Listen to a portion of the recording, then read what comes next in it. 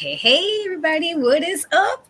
Your favorite duo is back for another episode recap of Dark Side of the Ring from season 4. And so this episode talks, we're pretty much going to be getting into Bash at the Beach 2000. And yeah, this was an episode. This was most certainly an episode. And it was a lot lighter. Than the previous episodes. So this is actually one I've been waiting for when they announced the lineup because I was just like, I've heard some things before. Like they also they don't really get as well as they could get into it. But it was funny nonetheless. What were your initial thoughts of the episode?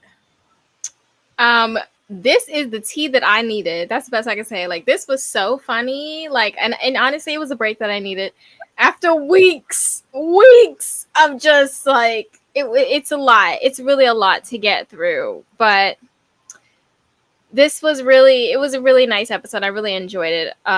It cracked me up. Like I was giggling the whole time. I was watching it with my sister, and she doesn't even watch wrestling, and she was giggling. Like it was just so funny. It was so entertaining. Yeah, this definitely was something that was a lot easier and a lot better for me to watch. Just and this is not any like shade to it. I just they were really heavy, and so kind of lighten up the mood a little bit. I was like, okay, this was decent. This is good, and so it starts off showing a lot of shots back and forth between Eric Bischoff and Vince Russo. I believe Jeff Jarrett called the Bash at the Beach 2000 the single biggest black eye in WCW history. And so they start off with Vince Russo, who immediately goes, the quote, I despise the wrestling business, bro. I despise people in it. You cannot be a good person and exist in the wrestling business. You can't, bro. And then, not long after that, you know, I feel like right there he's already exaggerating because yes, obviously there's a lot of bad people in the carny. It's a carny business. Let's be real, we know that. But like, you know, is it everybody's bad? Not necessarily. And so they do show like a little montage of all the crazy stuff that Russo was did in WCW, including making himself the world champion there. And so they asked Dave Meltzer about did Vince Russo do more harm or good for pro wrestling? And Dave, who is also somebody very questionable about things being done, in my opinion, he pretty much said long term harm. Yes, he's caused term harm. And so they showed Vince McMahon 90s WWF as far as facing the challenge with WCW with Ted Turner, and then how everything kind of flipped in 96 when they started to dominate WCW at this time. And while I knew you was more of a WCW girl, Katrina, me, I was definitely a WWF girl. I was a hard WWF fan. I would argue any fan like, ew, it's not WWF, but that was just me being extra. And so, he mentions, I guess, Dave says something about the flaw with Vince is that he only think one things would work. And while yes, to an extent, hey Shanties, I know he was on this episode too. And so we listen now to Eric Bischoff telling the story of figuring out what WWF did to be successful, and he wanted to do the opposite of whatever it is that he was doing. And he said he was the first one to create a weekly television format for wrestling as Raw was taped, and he knew wrestling had to be live. And he said, WCW before Nitro was silly and like WWF light, and they were ignoring the men in the 1849 age demographic. Um, and then Dave wound up saying that, Eric Bischoff was ahead of the game while Vince McMahon was stuck in the past. And so I guess this is where we're getting more. Hey, Corey, what's up? Welcome back, Jeffrey. And I guess this is when, WCW was kind of beating them in the ratings, blah, blah, blah.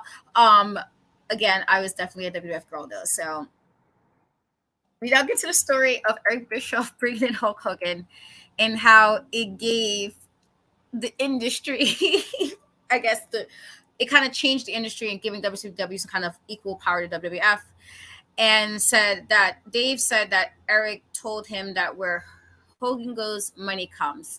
And then they talk about DDP telling Eric that Scott Hall is going to be a free agent, and so Eric also get that deal done, and they get a call from Kevin Nash, and then they reach the deal, and we got the NWO, blah blah blah. And so then you see, Scott Hall and Kevin Nash kind of evading Hogan dropping the leg on him, Randy Savage, and it's pretty much kind of telling, okay, we got NWO and WCW now, and this is kind of now where they're really starting to, I guess, pick up with WWF, and so yes, the episode certainly was. It was a lot lighter than the last couple of weeks of episodes. Hey, Steph. Definitely a lot, and I do definitely agree. I agree. I'm like, stop it! Like, don't do too much. If you could suck any harder, I don't know. Like, there's a lot happening right now, and so they said Vince McMahon now turns to to Vince Russo at the time, who's like a young writer, blah blah blah, and he says he told Vince to pretty much throw out the wrestling handbook. And he said he had the idea for Crash Cheap. It was like kind of like giving the people at home to kind of see what was happening on the other channel. And so it was like short match or backstage segments, vignettes, fight in the back stuff to kind of, hopefully that wouldn't give a viewer a chance to turn to see what was on Nitro. And so this kind of really took off during the Attitude Era by mid 98, 99, as we know. And then WWE wound up going back on top. And so it says that Dave really didn't want to dismiss Vince's contributions, but that they also got The Rock and Stone Cold. So it's like, it works. And so we're now getting to like the end of 1999, WCW, where they're losing money and the budget's kind of slashed. And this is one of what I think Eric Bischoff spoke about this previously, about fighting the uphill battle, and then he was kind of gone. And while in WWF, Vince Russo is kind of getting on his way out as well. And this is around the time they added SmackDown, which is 2 extra hours of content, and said that he told Vince Russo told Vince McMahon that he wanted to move, his family closer, move his family closer to his wife's family because he was never home. And he said Vince told him that you can make enough money and afford a nanny to watch your kids. And he was mad, and so he was in WCW right after that. Which, I mean, honestly, I get it. Like, I mean, I guess more money, I get it, but also like that was kind of mean. And so this is where Vince kind of said he knew he was going to have a target on his back in WCW, but it was also his first time working with the veterans such as Hogan and Bischoff, since they were kind of tight from day one, and said that Hulk Hogan really didn't trust him from the very beginning, and while he was trying to move away from Hogan because you couldn't really build around him anymore, couldn't really build his future anymore, which I guess makes sense. That it was kind of like Hogan couldn't wrestle and had to retire, but the business side was like they were still fond of Hogan, but for whatever reason. And this was, obviously when they brought him back at some point with Hogan back to WWF. But the point is, while there's value in Hulk Hogan's name, I guess, but we can agree to disagree. Well,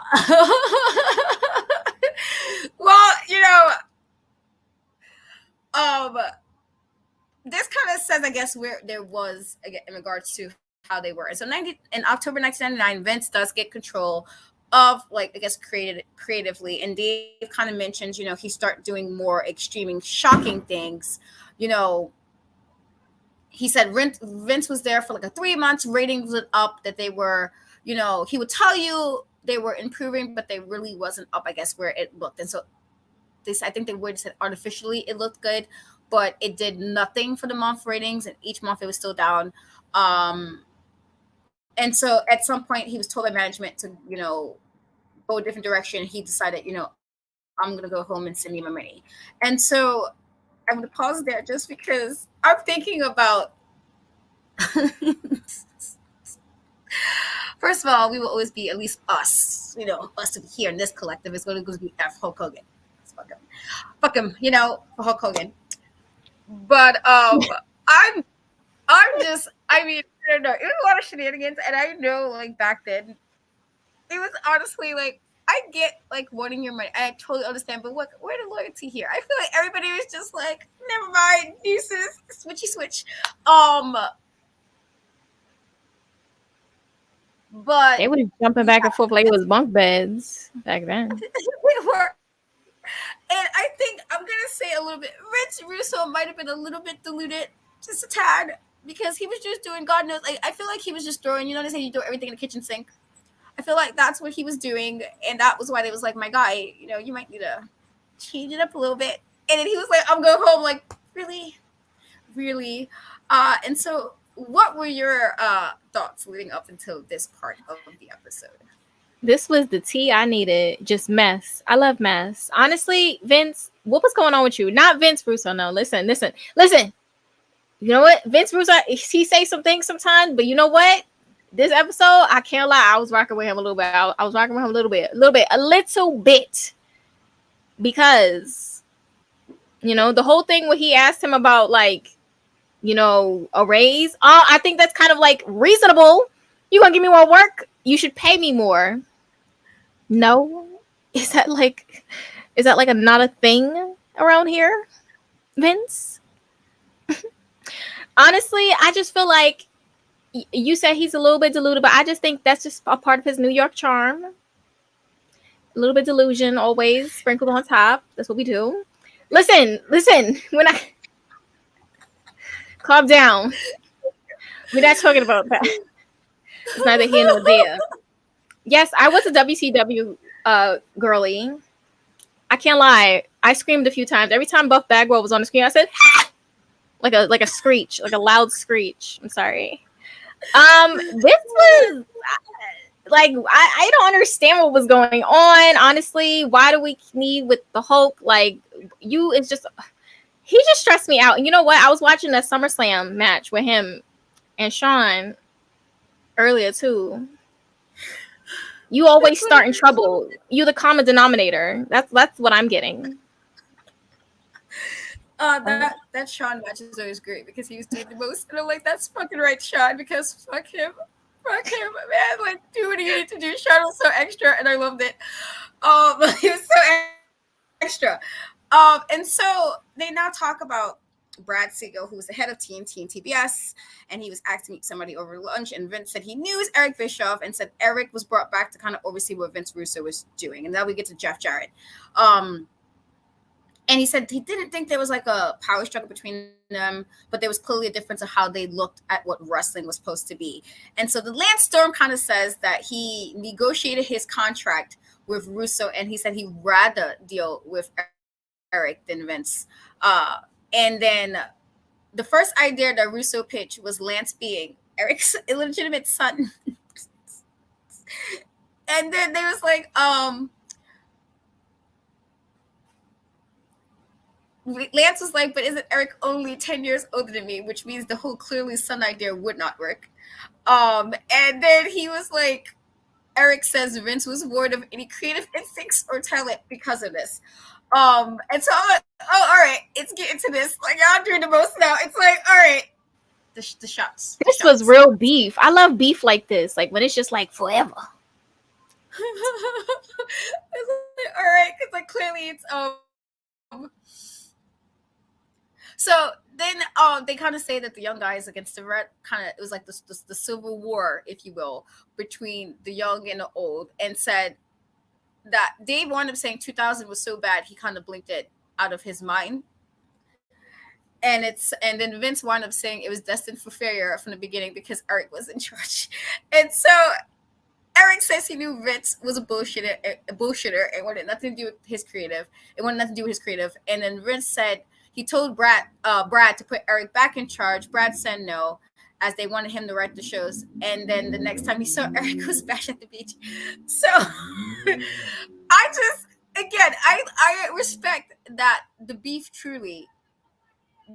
is honestly always, this is what I call having the same energy, because I'm the same way, that most times if I got beef, the beef gonna stay, and it's very unlikely that the beef won't like. It's very unlikely I'm gonna change my mind on beef. Like I'm like, oh, it's on site, like that level, of, that level of beef. And so I understand. I mean, I respect it. I totally respect that. Literally, the energy is the same.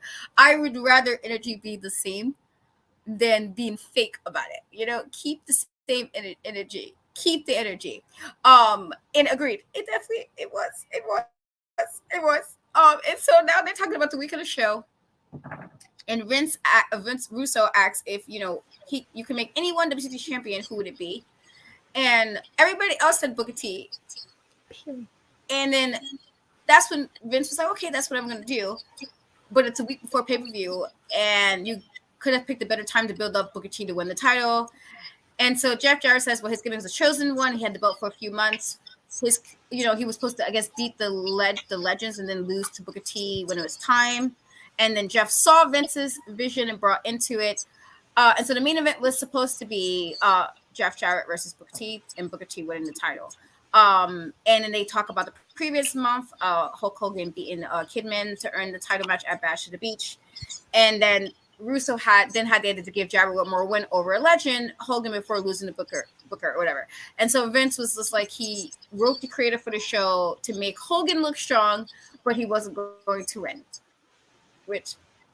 So that's when Eric says that Vince had his own idea, and Hogan and Eric had their own idea. And he says that Vince didn't, Russo wanted what Vince Russo wanted really didn't matter. As Hogan had creative control of what happened to his character on TV, which I was aware of, and it was part of his contract. I believe Brett kind of had the same thing in his contract in the final days of WWF. And so because of that, there's conflict of interest, and you see that now the talent is more worried about themselves rather than the company, and that Jeff is kind of rallying against creative control. And then they kind of show, some early years of TNA, and also Jeff being a promoter's son, so he knows it, blah, blah, blah. And so Vince says he has to rewrite the script and had Hogan wiping everybody out, but he doesn't win the title. He says Hogan is cool with it, and then walk into the pay-per-view on Sunday thinking everything was fine. And then Eric Bischoff told Hogan in the trailer that they wasn't going to do it. And so it says Russo says to him, Hogan and Bishop in the trailer is clearly 2-1. And Eric said they discussed the show, and the final call was his, as he was the one put in charge of overseeing what Vince was doing. And then Vince says Eric told him there would be a different scenario, which was Hogan winning the WCW title. And then Eric pitched the idea of blurring real, like, fiction and reality, whatever, with, Jeff Jarrett being annoyed at Hogan's politics and throwing the match, and that Hogan will leave in a state of anger. And once WCW realized Hogan would come back with the title, they will force him to vacate and create a new WCW championship, blah, blah, blah. And then I guess October, the Halloween of Havoc, they're supposed to have 2 finalists set up for the match or whatever. And then that Hogan will come in, return, and say he was still champion, and he'll beat them, and I guess and spray paint an X over it. And so this leads to Vince being kind of pissed off with the show starting in an hour. And so Eric said they would get Brad on the phone and let him choose. And then Brad said they would go with Eric's idea. And so he was the president, the tiebreaker. And so Vince said Hogan was laying out the story and was one ear listening and the other was figuring out another way out because Hogan wasn't leaving with the title. He told Jeff to kind of lay down and let Hogan leave with the belt. And then Jeff kind of felt a little upset about that because it made no sense for a baby face to win the title, which I kind of agree with. And he said, he told Vince everyone loses in this scenario. So I'm going to pause. So what was your thoughts about that leading up to that? I just wanted to jump through the screen and give Jeff a hug because the fact that he had to be dealing with this absolute tomfoolery is so nasty. It's the nastiest work I have ever seen in my entire life. Like, this is so dumb. And it's just like, why is it all this extra stuff? Like, why can't people just take a L in peace? All this extraness because you don't want to take a L. Enough is enough. Like, that man has been getting on my nerves for too long. Half of my life, actually. Enough. Take a L sometimes. Like, bro, like, that was so irritating. You turning the whole room upside down because you don't want to lay on your back for 3 seconds. This is stupid. Like, what are we really doing? You like Vince? Yes. Okay. Listen, Vince. Do we have some crazy ideas sometimes? Yes. But I was for him because you know what? At the end result, he wanted Booker T to get his wins and his 10s, which he deserved. Not Hulk. It's just ridiculous. It's so childish and very just like the politics stuff is just so ridiculous. Like it was just frustrating me. And then now you got this good man Jeff having to deal with this foolishness. Like he just came to wrestle and put on good stuff, and you got him doing foolishness. Like they definitely did, Shanties. They definitely did. I listen. It was a whole mess. I feel like this was it was a lot of drama, and so Jeff said he was having second thoughts of when the show was starting, and that he just felt like he didn't really want to be a part of this mess. And he thought of his family and how, you know, the fans, how the fans will feel, and that he kind of stayed in the back a little bit even when his music played, because he thought maybe if he could force Hogan to punch him or something, there'll be some kind of physical match. And that he decided to, I guess, do, you know, what Hogan was going to do, but he never looked at Hogan the same. And so Jeff lies down, Hogan pins him with a foot in the chest, and then Vince tosses the belt into the ring, and then said that Vince said the crowd was confused, and Jeff said the old saying that if you confuse them, you lose them, which I kind of agree. Yep. And then Vince just wanted to plan to play out like he wanted, and then Hogan gets a pop for telling Vince the company is in the shape it is because of crap like this. And I'm just like, you know, you are the crap. So, you know, Eric Bischoff, I guess, was happy with this. You know, Hogan got the belt. They kind of like feel accomplished about this. And then it said the plane landed 30 minutes later and Hogan's phone is blown up. And then Vince Russo won a pay-per-view and cut a promo burying Hulk Hogan, saying that, you know, this was kind of, Dave said it was kind of a swerve, and then Russo said that, you know, again, these are things people hate me for. And so he says in the moment he just goes off on Hogan. He's talking about playing politics. He wanted to play his creative control card, and says Lance says because of the crazy booking style, the boy still wasn't sure if this was part of the plan. Oh, this was, you know, like Lance said he wasn't sure. And then Vince Russo says he would never see Hogan again. And, you know, he makes a joke about whatever happened to the Hogan guy. I mean, that's not ridiculous now. We know. But he said he makes Jarrett versus Booker the world title as the new main event for the show, and it calls Hogan a big bald son of a bee, and tells him to kiss his ass. And you know what? Just because of my personal feelings, because of my personal feelings, I was like, you tell it, Vince. You tell it, because yes, kiss all types of whatever. Yes. And so again, just pure shenanigans. And so Vince also says his plan was Booker to win and become the WCW champion, and he tells Hogan to enjoy his fake title because Booker was the new champion. And people are saying Vince kind of put Hogan in his place. And so Eric says Hogan got really angry, and he got quiet. And Vince then mentioned something about, like, on the show, they just kind of discussed in the trailer, including promo and Booker winning, and said Eric said that was never the plan, and that was never Hogan's plan. They didn't know Booker was walking out as champion because Hogan had the title and it was going to bring it back in October, blah blah blah. And then Vince said, you know, it was part of the plan, and the reason Hogan had to lose the belt was because of his promo. Because the promo and everybody knows Hogan's in the building, he would have to come out and, you know, do what he needs to do, unless you're Adam, you know what I mean. And so Eric calls Vince Russo a pathological liar and said nothing was approved by him or Hogan, and calls it the most unprofessional thing he's seen in 30 years of TV. And then during this time, Hogan calls in a Tampa radio show to go and Vince Russo, and then that's when Eric, you know, was going to take apparently it was going to be legal action for all of this. And so Hogan takes legal action against Vince WCW for defamation and breach of contract. And then Lance kind of mentions that you don't file a lawsuit on this part of the storyline, which I'm gonna have to, you know, agree that, yeah. And so Vince did say that the judge laughed as it was a wrestling show, and then the guy in the ring cutting a wrestling promo, you know, Jeff Jarrett mentioned, like, how are you suing over this? Like, shut up.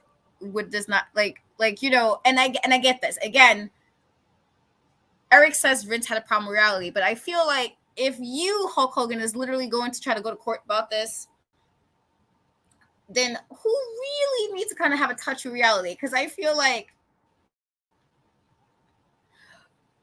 how are you suing about this? This is like scripted. And again, this is not no shade to any wrestler who has to. Again, I know they have to train. You know, some of them truly get hurt, and that's a very real thing. But bro, the wins is dead ass scripted. Why are you suing? That's like me making a contest, and then I'm like, you know what, guys, I don't really like the way I chose this to work, so we're gonna sue someone. I don't know who, but someone for this. Like, Right. why And are you you know doing what? that? You know what? You know what really pisses me off about that is for someone who's always preaching, preserve the business, brother. Preserve the business, brother. This was not given preserve, sir. It was not given preserve the business. I'm gonna be honest with you. It was not. And that's another thing. I don't understand if you're supposed to be like overseeing to make sure Vince does what he's supposed to be doing. Why are you on the jet?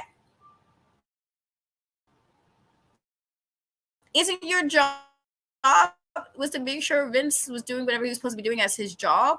And so that was also like, I mean, if I was a judge, I would have laughed. I'll be honest. I would have laughed. I would be like, if you don't get tell in my face with this nonsense, I would have laughed. And then I would have called in like the bailiff. I'm like, just repeat to us again what you're suing for, and then we would have laughed together.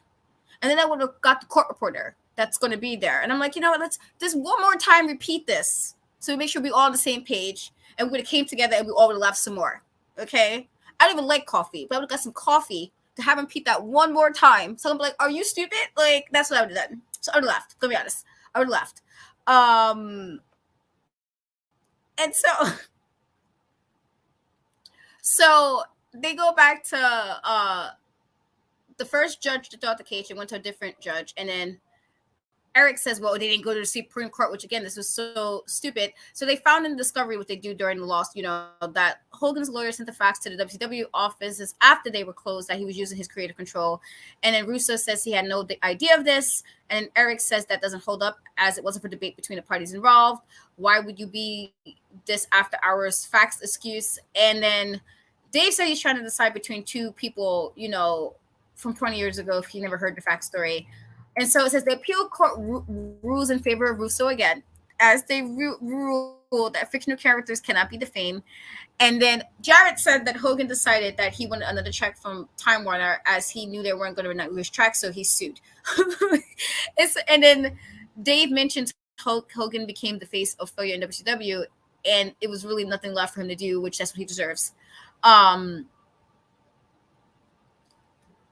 And then I think Eric says you have scumbags like David who like he's like a useful idiot that calls himself a journalist, and I might have to agree to some extent with Dave Meltzer, but that's another rant to another day. And so I feel like we don't really know. I mean, I don't really know what Hogan was trying to do with Jeff Jarrett, honestly, because it was like, what was the point of that?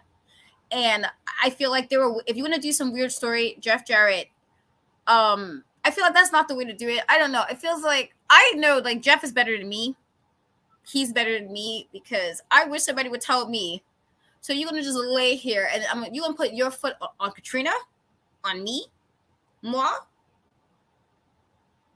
Oh, and so honestly, me and Hogan will have to fight. And you're not gonna tell me you put your little raggedy foot on me, and then we're supposed to be okay.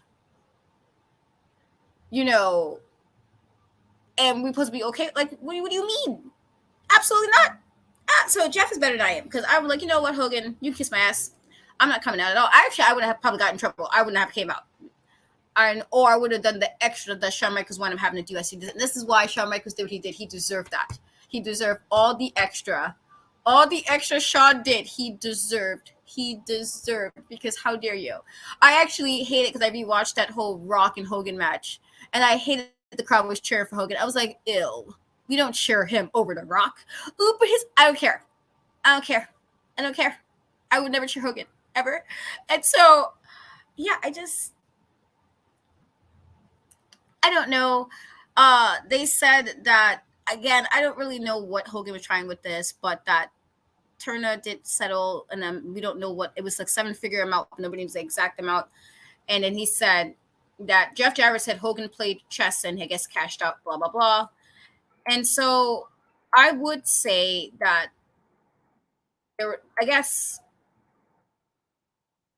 some of the stuff would always be because there's different sides to the story. Even though Shantice said Vince Russo's story kind of stays the same. It's when situation like this, it's always like everybody feels like they're right for whatever dumb reason. And I do think, even though in Jeff Jarrett's case, I truly feel like he's a lot better than I would have been. And so WCW pretty much went out of business, and here was Hogan now back in WWF putting over, The Rock and Brock Lesnar, while Jarrett had to create, his own promotion so he could be a champion again.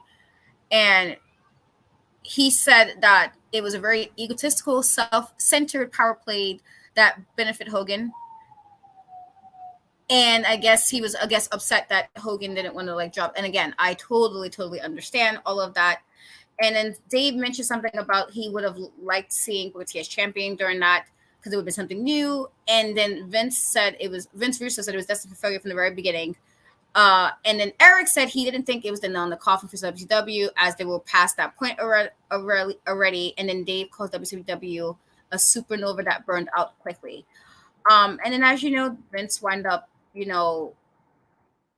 buying WCW after Eric's group, and the deal really fell through. And then said they were going to pay $6-7 million for all the assets, which included TV. And then he gets a phone call from Turner saying that they took the deal off the table and that they wound up paying Vince Vince paid 2.5 for WCW and 1.7 million for the tape library, which obviously has been paid over so many times now because that's when Vince makes the announcement he owns WCW.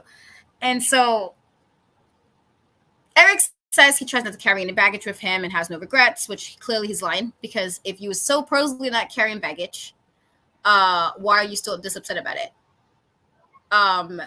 Why would you be this upset if you're truly not? Like, when somebody says I'm over and done, you're not this upset still. He was pressed still.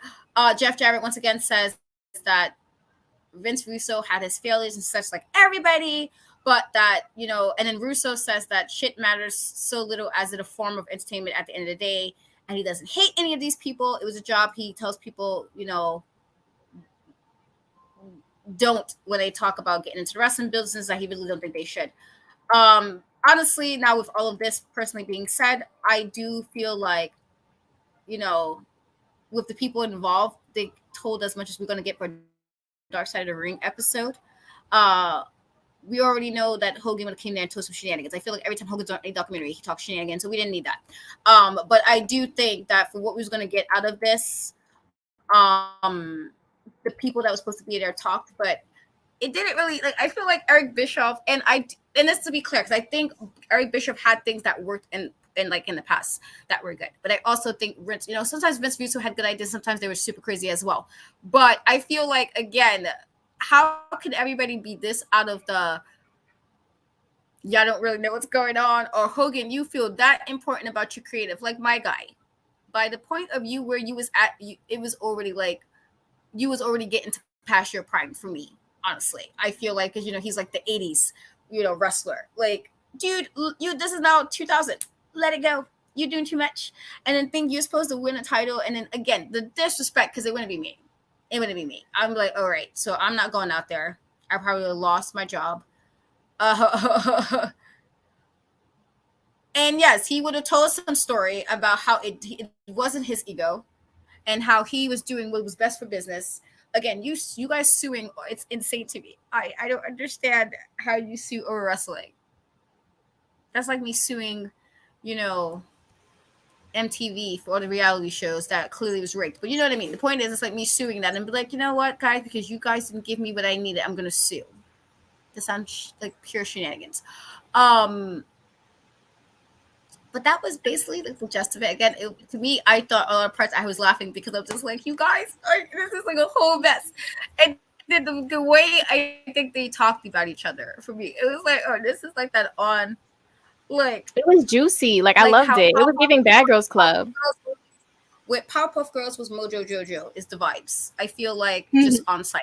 And they can say they moved on if they want to, but they lying. No, they No, they Yeah, didn't. Because I think about other no. episodes in the past Dark Side of the Ring when they just happen to both be on an episode and they just mention that one comment and you're like, here it goes. So this was directed to them this time, but I thought it was a funny. It was like it was pure shenanigans.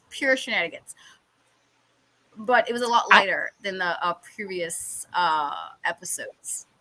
yeah. I was So giggling the I guess whole how were your thoughts time. at the end? The very I was giggling the whole time. It was the funniest thing I've ever seen. Honestly, like they was all just had some. I feel like everyone had a different thing that they wanted to say, but it cracked me up. Honestly, every time Vince talked, he's like, "Bro, I screamed. I'm sorry, I can't help it, but I was screaming the whole time." Honestly, Hogan, for someone like, again, I keep saying, because he's always so preserve. You know how you preserve a business as well? You put people over. That's a good way too. I don't know. That's just me. I just didn't like the way he went about things. It was so childish. It really was. And you just keep doing the same thing. Girl, I'm sick and tired of you. I'm real sick and tired of you. Always, every time. Bro, brother, the business. I'm sick of you. Enough. And honestly, the way that Vince ended it, it's been a while since I've audibly screamed at the ending of a show. But when he said don't and then the thing went black, I lost it. I lost it. I'm sorry. I'm a human being, but that was freaking hilarious because after you hear all that foolishness, and I'm gonna take your word, shenanigans, to end it with that, just don't cut. that's I Favorite feel episode of the whole season. I feel like I need to get that clip of Joe when people like when people say nonsense I don't want to hear. I'm gonna have that clip ready. Don't. That's it. Don't. When people mention like I'm gonna be like, you know what, guys, don't. This is it. This is gonna be my thing. Don't. No. Don't. Negative. And so yeah, it was a funny episode in regards to it was a lot lighter. Listen, there are also two people every time they even mention the other one. It's mad extra for no reason. It's extra. It is an extra for no reason. I think I wouldn't mind saying it though.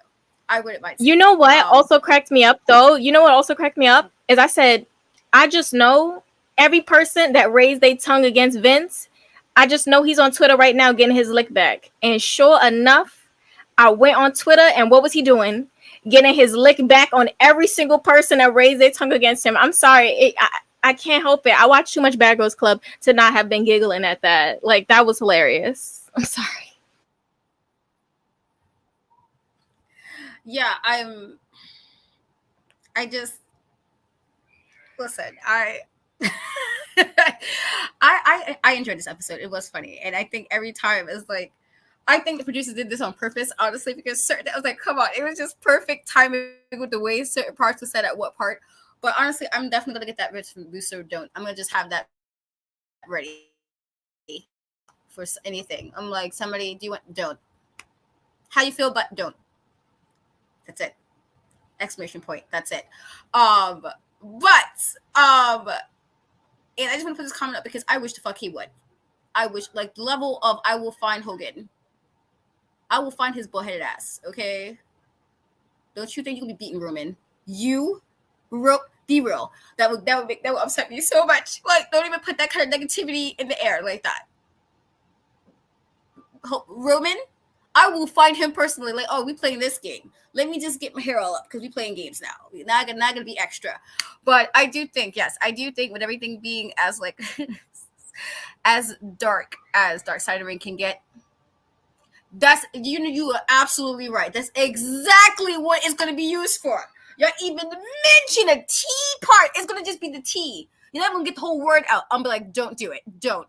That's it. Don't.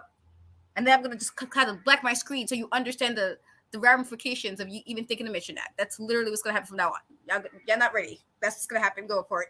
Like, I'm gonna just be ready. Vince Russo on deck. Don't. Um, I'm going to have it ready on deck.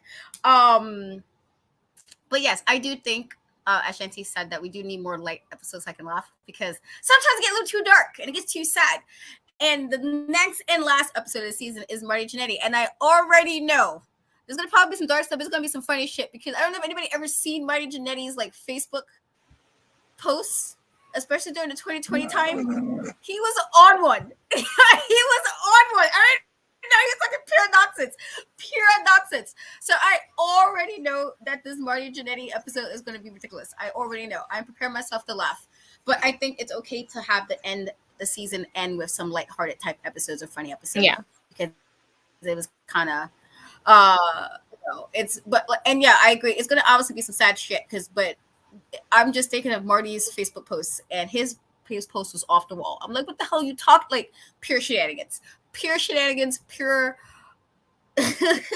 pure foolery. I know it's gonna be, and so it's gonna be some sad stuff, but I know I'm gonna be laughing because I'm like, yo, Marty Jannetty, it's a whole mess.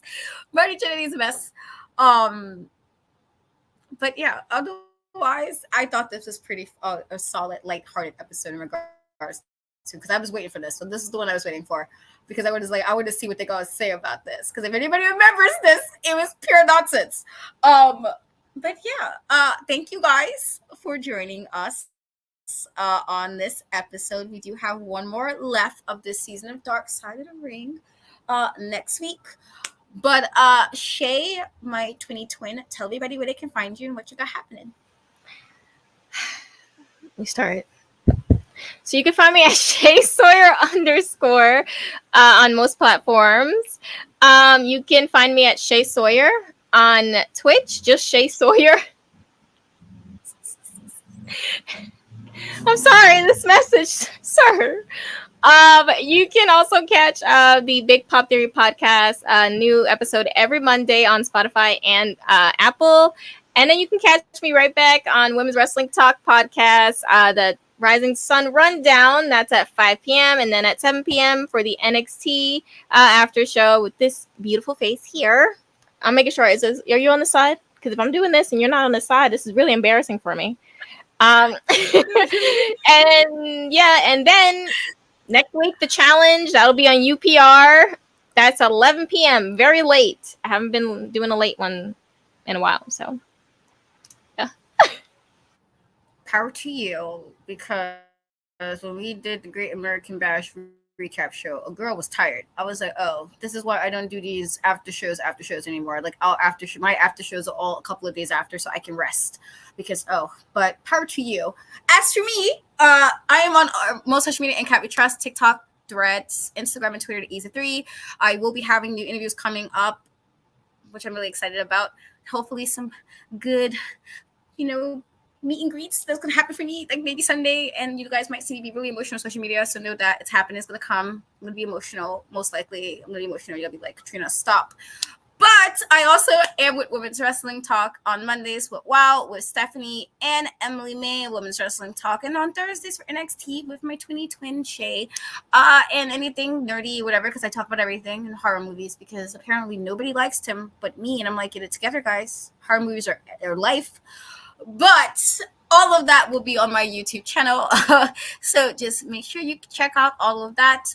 And maybe I'm going to start trying a game, because I've been playing more with my daughter, who's been, I've talked a lot of shit to my kids, as I deserve, because, I'm a mom, and, like, my mom did this to us, and so I feel like I'm just going to pass it down to, like, let me kick your ass while I can. And so I might be gaming. See, thank you, bro. Like, you because I'm tired of people saying, like, when I say I watch Insidious for comfort, people don't understand. And I'm like, but it's great. Like, I just like, ooh, people, that's not me. Yay, like, y'all got bad stuff happening to y'all. It ain't me, so I'm good. And so horror movies are life, and I wish people understood this and embraced it. But whatever. All the nerdy stuff is on my channel, and I might start gaming soon with my daughter, who also bought a PS4.